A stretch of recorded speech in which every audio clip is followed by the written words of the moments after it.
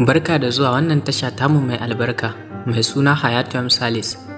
Da na subscribe sannan ka danna ƙararrawar sanarwa domin sanar da kai shirye-shiryenmu da zarar mun ɗora.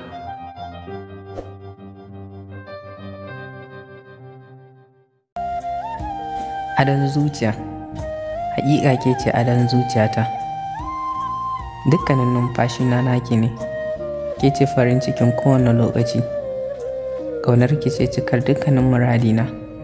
Na fi son ki fiye da komai. Ke ce kaɗai abar ambatuna. Son ki ya ishe ni rayuwa.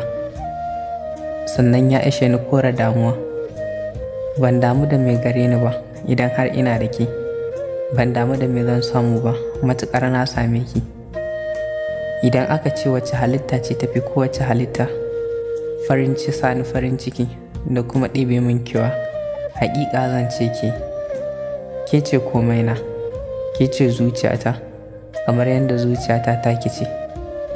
Ina fatan za ki kasance ma'abociya tausaya wannan zuciyar da ta kasance mai ɗauke da tarin soyayyarki, domin sanki shine aikinta na kowane lokaci.